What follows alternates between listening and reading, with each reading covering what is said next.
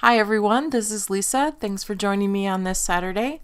Today I have a few tips for you on using your watercolor pencils. It may be a little bit longer than normal, but I have a few things to share with you.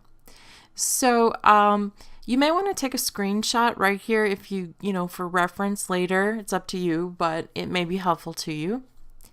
So I've stamped out in Memento ink these balloons. I figured that'd be easiest.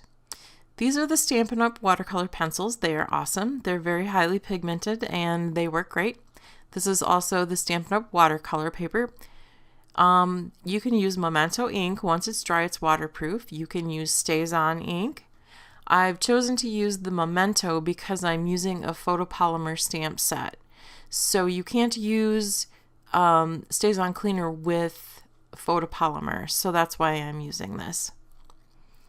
So we have the two aqua pens that are great, and I've brought out a couple of watercolor brushes just to show you that if that's all you have, you can use those as well. The first thing I recommend when you get your colors is to swatch them out, so that way you know what they look like when they're wet, and you can experiment with some color mixing too. I also want to point out that it's important when you sharpen your pencils to use a manual pencil sharpener. Electric sharpeners are fast and they're hard on your pencils. Watercolor pencils have a really super soft core, so for the life and best interest of your pencil, I recommend using the manual sharpener. Okay, so we're starting with the most simple thing to do, which is what most people do, is we're taking the dry pencil and we're coloring the balloon, and then we're going to add water to activate the watercolor.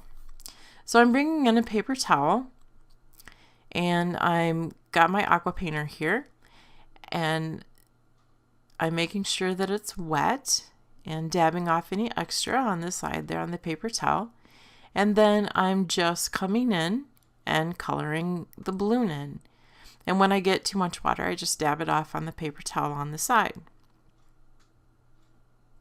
This is the really easiest thing to do.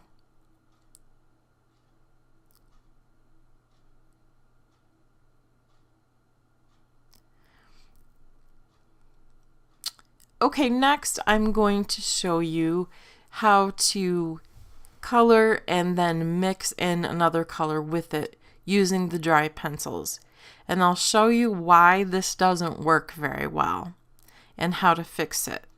So I have the Daffodil Delight, and now I'm bringing in some pumpkin pie, and I'm just sort of scribbling it around in there, and I'm going to bring the watercolor brush in with some water that I forgot to put in my tray, so I have to do that first.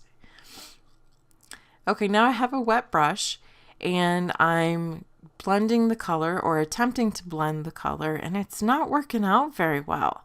I mean, it sort of is, but not like I wanted it to.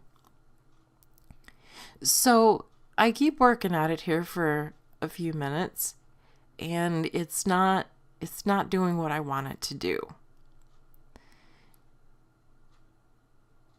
So what I'm about to show you is that you can take your brush, make sure that it's clean, to the tip of your pencil. Now don't get the wood wet, just the tip of the pencil.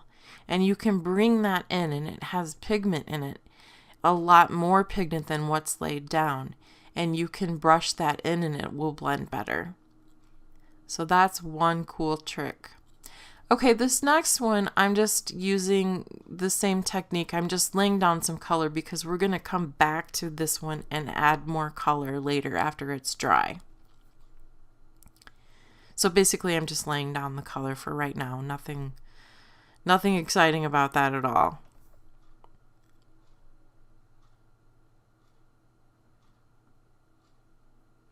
Okay, so now I'm heat setting this stuff because I wanted to show you that when your watercolor is dry, it is a lot lighter than what it is when it's wet.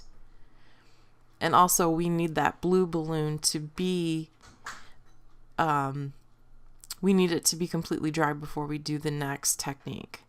Okay, so now I have some Melon Mambo, and I've dipped my pencil into this little tray of water, and I'm taking the wet pencil directly to the balloon. Now you can see this is very strong pigment, and it gives you a very good, deep, rich color. This paper is very bumpy or toothy, so you'll see a lot of that. Okay, so the next thing that I'm showing you, this is Rich Razzleberry, is how you can put in like a stripe if you want and have it blend in and be really subtle. That's the good thing about watercolor, is that it's translucent. Whoops, I had a little editing hiccup there, excuse me.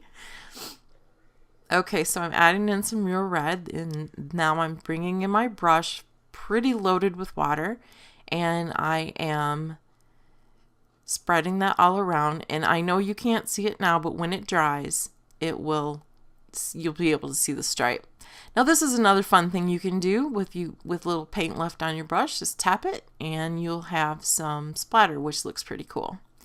Okay, so now that this blue balloon is completely dry, I'm coming in with some more color and adding to it. This is a pretty good thing to do too. This works really well.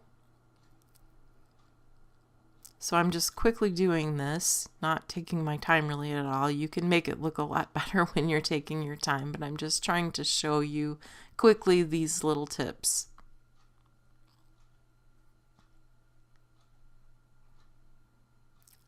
Okay, the next thing I'm going to show you is wetting the paper and then adding the pencil to it.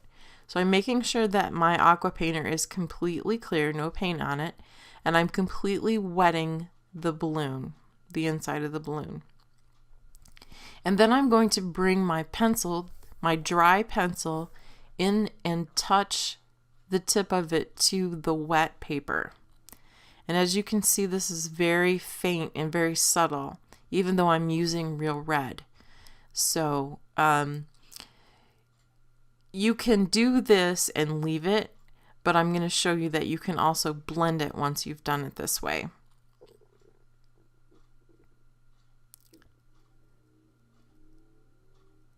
Okay, so I'm coming back in with my aqua painter here, and I am just sort of blending that around.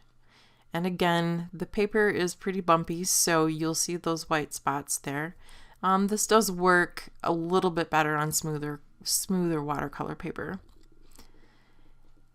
Okay, the last thing I'm going to show you is just using the pencils dry.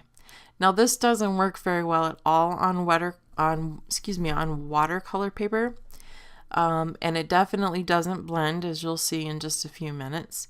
However, when you use dry watercolor pencils on regular cardstock, it does work pretty well, although it doesn't blend like you would expect, you know, a regular pencil, a regular colored pencil. They're actually two different animals. They are, watercolor pencils have a soluble binder in them, a water-soluble binder, and regular pencils have either wax or oil binders in them. So that's what the difference is between the two. So as you can see, I'm trying to blend this pool party in and it's not working at all. I've just come up with this mucky green. Okay, so those are the tips that I have for you today. Thanks for spending time with me. Have a wonderful weekend and happy crafting. Bye.